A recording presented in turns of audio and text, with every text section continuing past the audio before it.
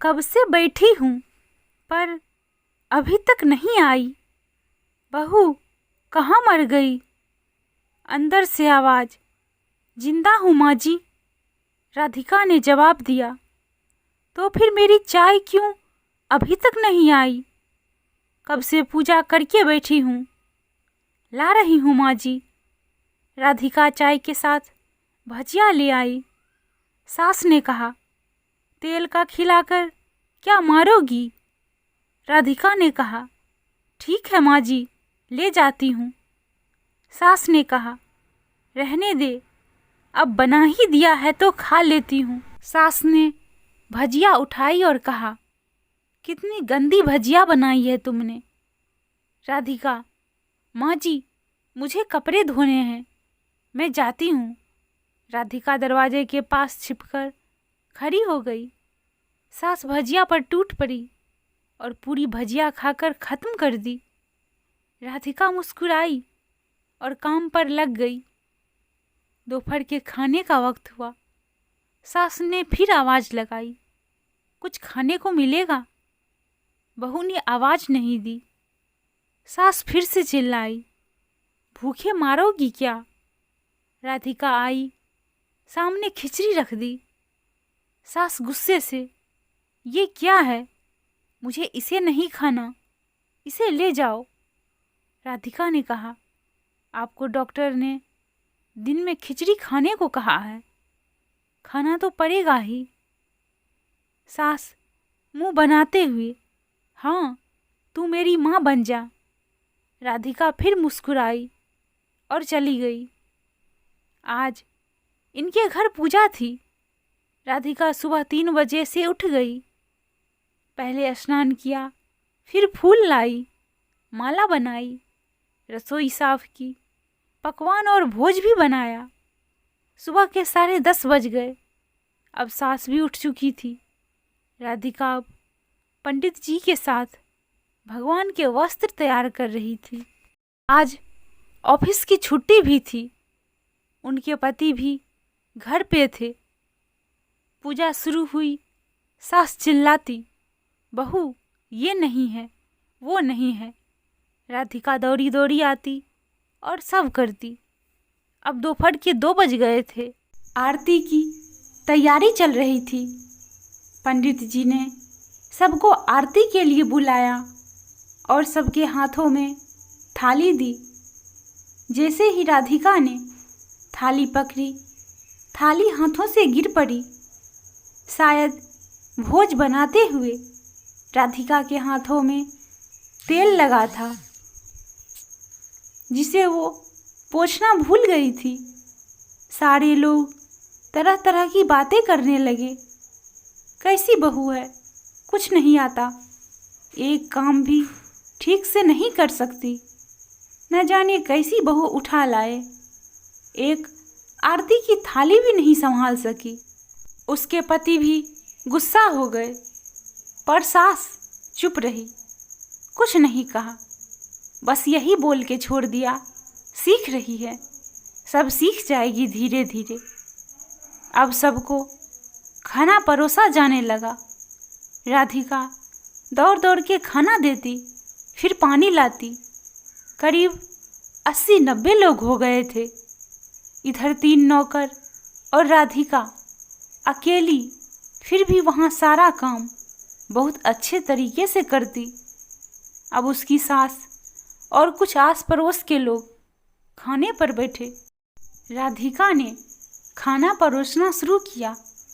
सबको खाना दे दिया गया। जैसे ही पहला निवाला सास ने खाया, तुमने नमक ठीक से नहीं डाला क्या? एक काम ठीक से नहीं करती, पता नहीं मेरे बाद कैसे ये घर संभालेगी। आस पड़ोस वालों को तो जानते ही हैं साहब, वो बस बहाना ढूंढते हैं नुक्स निकालने का। फिर वो सब शुरू हो गए, ऐसा खाना है, ऐसी बहू है, ये वो फालतू बोलना शुरू कर दिया। दिन का खाना खत्म हो चुका था। अब राधिका बर्तन साफ करने नौकरों के साथ गई। रात में जगराता का कार्यक्रम रखा गया था। राधिका ने भी गीत गाने के लिए स्टेज पर चढ़ी। तभी सास जोर से चिल्लाई, मेरी नाक मत कटा देना, गाना नहीं आता तो मत गा, वापस आ जा। राधिका मुस्कुराई और गाने लगी। सबने उसके गाने की तारीफ की, पर सास मुंह फुलाते हुए बोली, इससे अच्छा तो मैं गाती थी जवानी में, तुझे तो कुछ भी नहीं आता। राधिका फिर मुस्कुराई और चली गई। अब रात का खाना खिलाया जा रहा था। उसके पति के ऑफिस के दोस्त वहीं साइड में ड्रिंक करने लगे। उसका पति चिल्लाता, थोड़ा बर्फ लाओ, तो सास चिल्लाती, यहाँ दाल नहीं है। फिर चिल्लाता, कोल्ड ड्रिंक नहीं है, चना लाओ। इधर उधर आखिरी में उसके पति की शराब गिर पड़ी उसके एक दोस्त पर और बोतल टूट गई। पति गुस्से में दो झापड़ अपनी राधिका को लगाते हुए कहता है, गवार, जाहिल कहीं की, देखकर नहीं कर सकती, तुझे इतना भी काम नहीं आता। सारे लोग देखने लगे। उसकी पत्नी रोते हुए कमरे की तरफ दौड़ी। फिर उसके दोस्तों ने कहा, क्या यार, पूरा मूड खराब कर दिया, यहाँ नहीं बुलाया होता, हम कहीं और पार्टी कर लेते। कैसी अनपढ़ गवार बीवी ला रखी है तूने, उसे तो मेहमानों की इज्जत और काम करना तक नहीं आता। तुमने तो हमारी बेइज्जती कर दी। अब आस पड़ोस की औरतों को और बहाना मिल गया था। वो कहने लगी, देखो क्या कर दिया तुम्हारी बहू ने, कोई काम की नहीं है।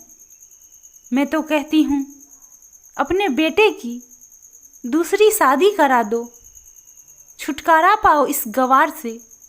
सास उठी और अपने बेटे के पास जाकर उसे थप्पड़ मारा और कहा, अरे बेशरम, नालायक, तुमने मेरी बहू को मारा, तेरी हिम्मत कैसे हुई, तेरी टांग तोड़ दूंगी। उसके बेटे के दोस्त कुछ कहने ही वाले थे कि उसकी माँ ने घूरते हुए कहा, चुप, बिल्कुल चुप, यहाँ दारू पीने आए हो, जबकि पता है आज पूजा है और तुम्हें पार्टी करनी है। कैसे संस्कार दिए हैं तुम्हारे माता पिता ने।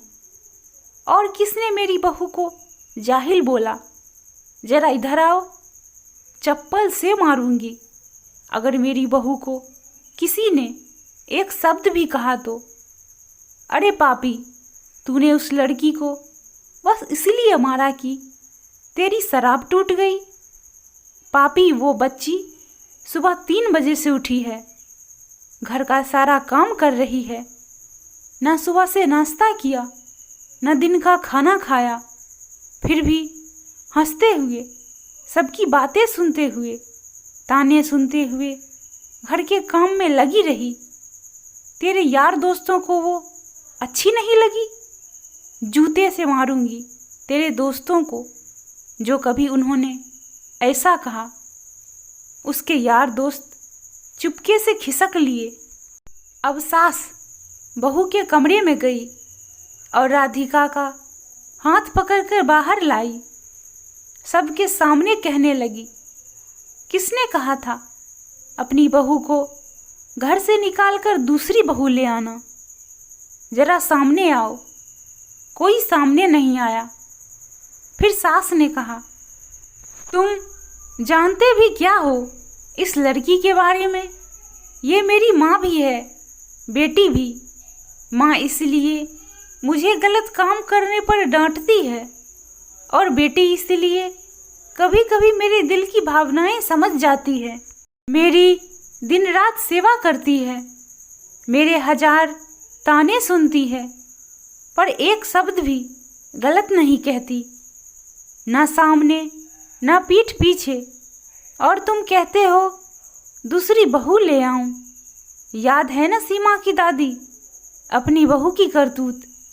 सास ने गुस्से से पड़ोस की महिला को कहा, अभी पिछले हफ्ते ही तुम्हारी बहू तुम्हें मियाँ बीवी को भूखे छोड़ घूमने चले गए थे। मेरी इसी बहू ने 6 दिनों तक तुम्हारे घर पर खाना पानी, यहाँ तक कि तुम्हारे पैर दबाने जाती थी, और तुम इसे जाहिल बोलती हो।